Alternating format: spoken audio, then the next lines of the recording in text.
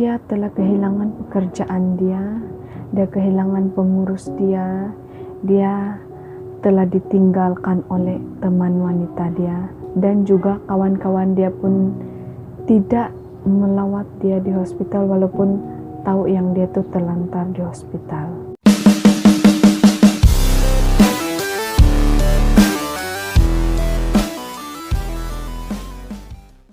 Hai semua, apa kabar? Selamat datang di channel saya Jar. Hari ini saya akan berkongsi kepada kamu semua tentang kisah inspirasi dari seorang model. Atau cerita dia macam mana? Oke, nantikan. Hari ini saya akan berkongsi kamu semua kisah inspirasi dari seorang model.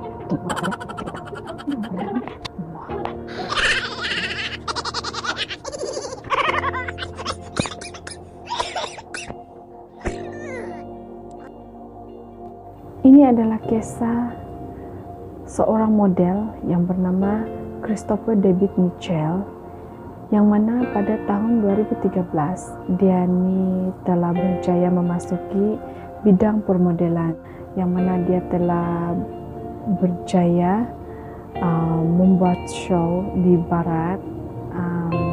Dia punya pertama show sebagai model.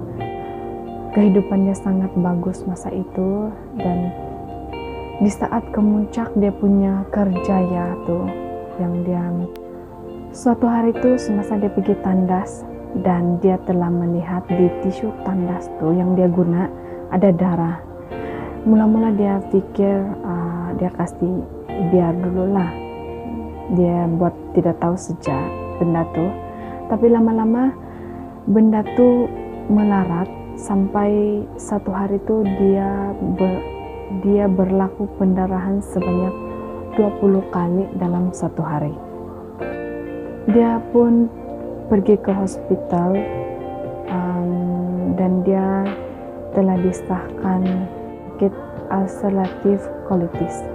Setelah beberapa bulan dia telah disahkan mengidap penyakit itu, dia punya berat badan pun menurun dan dia sangat kurus, dia menjadi kurus. Bergas pergi hospital, di hospital Estigmat.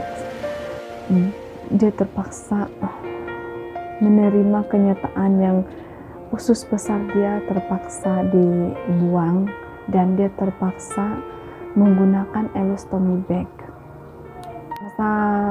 Masa pertama kali dia nampak elastomy bag yang melekat di badan dia merasa sangat down.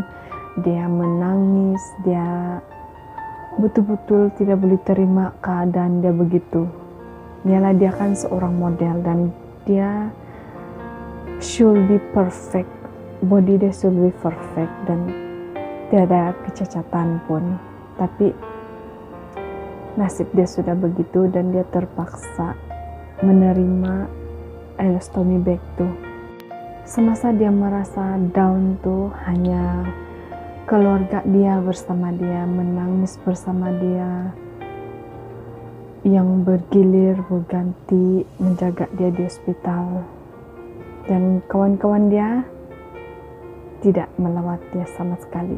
Seluruh kehidupan dia berubah apabila dia kehilangan pekerjaan dia kehilangan dia punya pengurus modeling, dia kehilangan teman wanita dia, dan juga dia kehilangan kawan-kawan dia. Walaupun kawan-kawan dia tuh tahu yang dia tuh terlantar di hospital, dan mereka sama sekali tidak peduli. Dia sangat tekanan masa itu, sangat dalam keadaan tekanan. Dia tidak mau bercakap dengan sesiapapun tentang apa yang dia lalui, kecuali dia punya keluarga lah yang tahu. Dia mula minum alkohol, dia mula merokok, dan dia bersendirian. Christopher kembali ada harapan apabila bahagian tim pembedahan memberitahu dia yang mereka akan memasang J-pouch ke dalam usus si Christopher nih, supaya dia boleh membuang air besar macam biasa. Oke, nanti saya akan bagi gambar macam mana gambaran J-Potsu. Dengan pembedahan J-Potsu nanti dia tidak perlu lagi ileostomy bag tuh. Itu merupakan kabar yang sangat gembira bagi Christopher masa itu.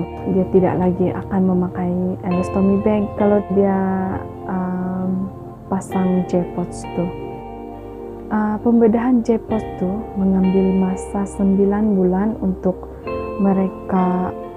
dokter pakar pasang benda tuh. Tapi sayangnya Christopher terpaksa mengambil 3 tahun karena komplikasi dia punya pembedahan tuh, dan dia terpaksa membawa botol darah dia ke sini kemari ke sini selama 5 bulan. Kasihan. Hari yang ditunggu-tunggu oleh Christopher akhirnya tiba. Dia telah berjaya menjalani pembedahan J-Potsu, dan masa dia bangun untuk pertama kalinya ileostomy bag itu ada di badan dia merasa sangat gembira dan something new lah dia rasa. Dia kembali bersemangat lah begitu. So ileostomy bag itu dia sudah pakai. Sayangnya selama 6 bulan selepas pembedahan J-Potsu dia mulai mengalami tidak selesa dalam diri dia, dan dia mulai kejang-kejang, dan dia punya berat badan pun menurun. Dia rasa macam ada yang tidak kena lagi nih. Dia cakap. Lepas itu dia pergi hospital untuk scan.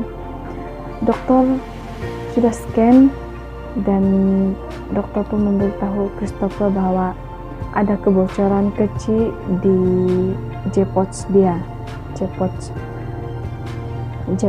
Jadi walaupun kebocoran kecil, tapi itu juga akan mengakibatkan kematian.